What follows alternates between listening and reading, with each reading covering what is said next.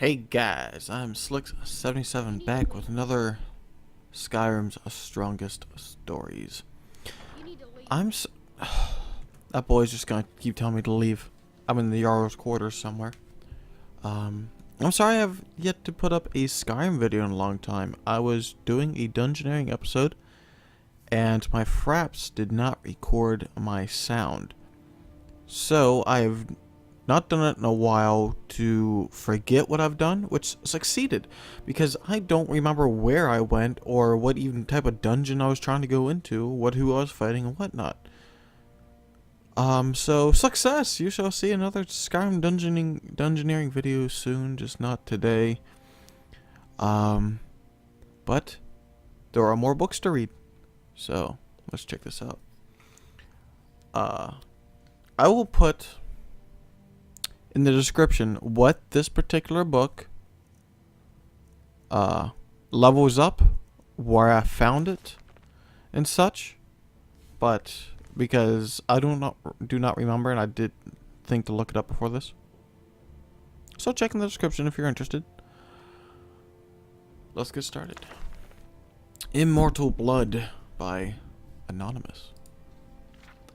The moons and stars were hidden from sight, making that particular quiet night especially dark. The town guard had to carry torches to make the rounds, but the man who came to call at my chapel carried no light with him. I came to learn that Marvith Piquine could see in the dark almost as well as the light, an excellent talent considering his interests were exclusively nocturnal. One of my acolytes brought him to me, and from the look of him, I first thought he was indeed in need of healing. He was pale to the point of opalescence, with a face that looked like it had once been very handsome before some unspeakable suffering.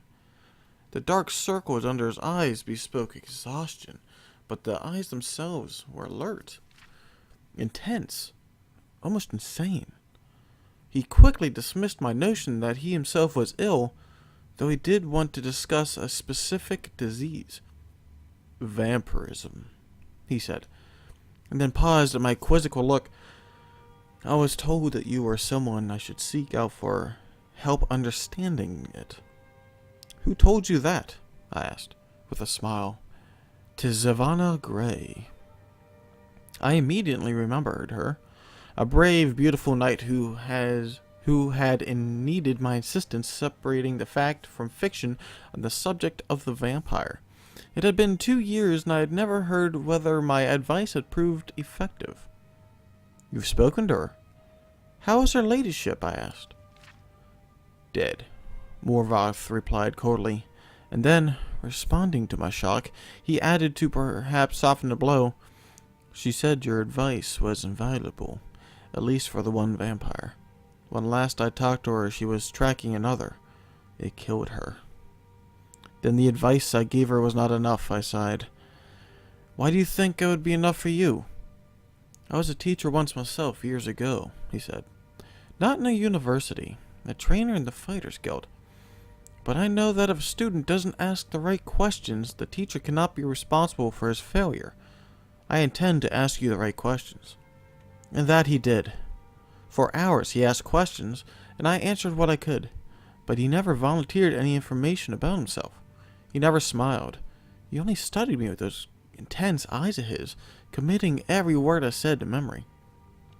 Finally, he turned the questioning around. You said you were a trainer at the Fighters Guild. Are you on an assignment for them? No, he said curtly.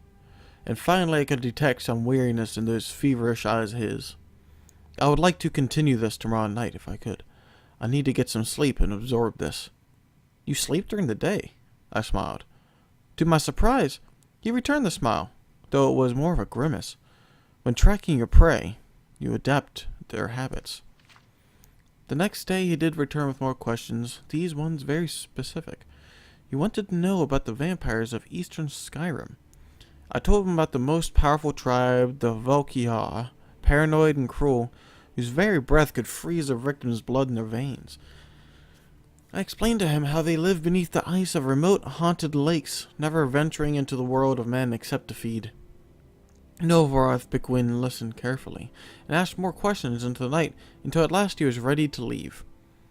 I will not see you for a few days, he said, but I will return and tell you how helpful your information has been. True to his word, the man returned at my chapel shortly after midnight 4 days later. There was a fresh scar on his cheek, but he was smiling that grim but satisfied smile of his. Hold on. Drink coffee. Your advice has helped me very much, he said. But you should know that the Volkia have an additional ability you didn't mention. They can reach through the ice of their lakes without breaking it. It was quite a nasty surprise, being grabbed from below without any warning. How remarkable, I said with a laugh, and terrifying. You're lucky you survived. I don't believe in luck. I believe in knowledge and training. Your information helped me, and my skill at melee combat sealed the bloodsucker's fate. I've never believed in weaponry of any kind. Too many unknowns. Even the best swordsmith has created a flawed blade. But you know what your body is capable of. I know I can land 1,000 blows without losing my balance, provided I get the first strike. The first strike? I murmured. So you must never be surprised. That is why I came to you, said Morvoth. You know more than anyone alive about these monsters and all their cursed varieties across the land. Now you must tell me about the vampires of northern Valenwood. I did as he asked, and once again his questions taxed my knowledge. There are many tribes to cover. The Bonsemyu, who are indistinguishable from Bosmer except when seen by candlelight. The Kirilleth, who could disintegrate into mist. The Yekif, who swallowed men whole.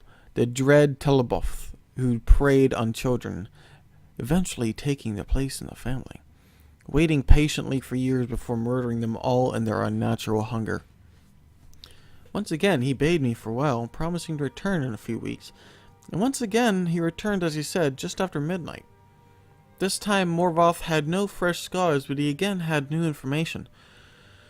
You were wrong about the kill wreath being unable to vaporize when pushed underwater, he said, patting my shoulder fondly. Fortunately, they cannot travel far in their mist form, and I was able to track it down. It must have surprised it fearfully. Your field knowledge is becoming impressive, I said. I should have had an acolyte like you decades ago. Now tell me, he said, of the vampires of Cyrodiil. I told him what I could. There was but one tribe in Cyrodiil, a powerful clan who had ousted all other competitors, much like the Imperials themselves had done. Their true name was unknown, lost in history, but they were experts at concealment. If they kept themselves well fed, they were indistinguishable from living persons. They were cultured, more civilized than the vampires of the provinces, preferring to feed on victims while they were asleep, unaware. They will be difficult to surprise, Morvoth frowned. But I will seek them out, and tell you what I learn. And then you will tell me of the vampires of High Rock, and Hammerfell, and Elsewhere, and Black Marsh, and Morrowind, and the Somerset Isles. Yes? I nodded, knowing that this was a man on an eternal quest. He wouldn't be satisfied but with the barest hint of how things were. He needed to know it all. He did not return for a month, and on the night that he did, I could see his frustration and despair, though there were no lights burning in my chapel. I failed, he said, as I lit a candle. You were right. I could not find a single one. I brought the light up to my face and smiled. He was surprised, even stunned by the pallor of my flesh, the dark hunger in my ageless eyes and teeth. Oh yes, I think the teeth definitely surprised the man who could not afford to be surprised. I haven't fed in 72 hours, I explained as I fell on him. He did not land the first blow or the last. Oh my god, another awesome Skyrim tale. The Immortal Blood. Who would have thought a priest being a vampire? That is just the very opposite means to be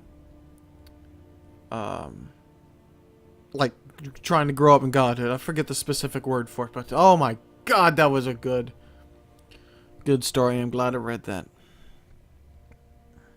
I was actually thinking about reading this without you guys, first, but I'm glad I didn't. Oh man. But I hope you guys join me for another Skyrim's Strongest Stories.